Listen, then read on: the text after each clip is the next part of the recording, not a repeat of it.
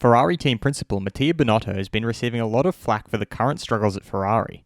A few former drivers had even suggested that Binotto's shortcomings when it comes to being a team leader might have played a big role in Ferrari's decline. Binotto, in a candid chat with Corriere, has gone into the exact details of Ferrari's lack of performance. I'm your host Dylan Shelley, and first up on Formula World, Binotto admits he could have done better. Binotto began by explaining the root cause for their lack of competitiveness. The car was designed with more downforce, knowing we could count on a superior engine. Then there were the technical directives, and we found a car with high drag and low horsepower. From the sum of the two things, the problem was born. He, however, still holds on to the claims that they weren't punished by the FIA. It is not a punishment because it did not only affect us. All the teams lost performance, some more and some less. In 2019, we reached the limits of the car with the engine. He then explained why they didn't fix the chassis once they knew they didn't have the engine power to make the design work. We designed the car thinking about that power advantage, which then disappeared, and when we realised it, it was too late. He further elaborated on the timeline related to them realising the power deficit.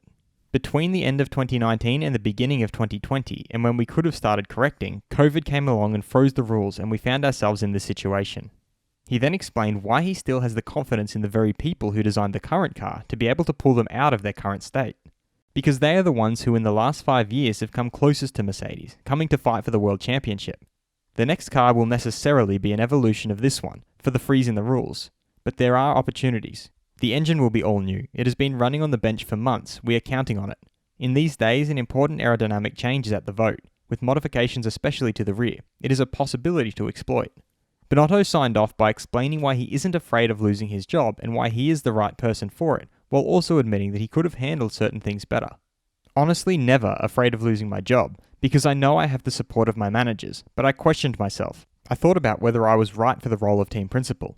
I could have done better in some areas. For example, technical reorganization could have been done earlier. But I believe that my 25 years in F1 and the knowledge of this company are key elements to do well in this job. Fast feed. Former F1 driver Ralf Schumacher feels that it's not bad that all the Williams family made this choice.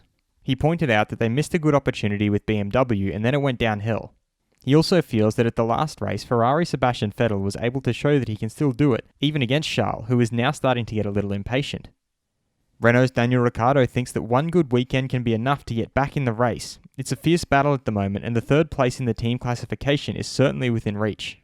He also added that a podium finish is certainly the goal, but time will tell if they can make it.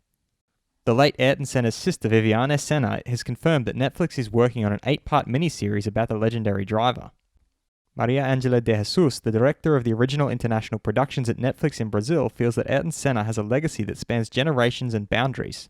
She also added that Netflix is proud to take this new look at the man behind the driver to subscribers in more than 190 countries.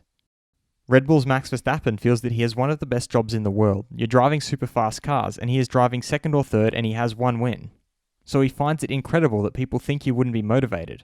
He wants to, of course, try to challenge them, but if it's not possible, he settles for the best result possible in the car he has. He also revealed that he actually looks only at Mercedes because that is the team you have to beat and he doesn't look back that much.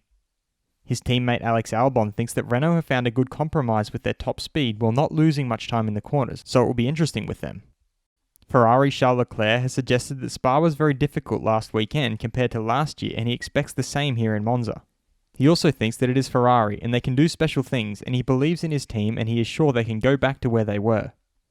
Mercedes' Lewis Hamilton is not worried about the ban on engine modes as they will lose a little performance in qualifying but the race speed will increase. And Mattia Binotto has asked for clarity and clarification from the FIA. If they were to obtain them, they would be ready to withdraw the appeal against Racing Point. Should Ferrari stick with Binotto?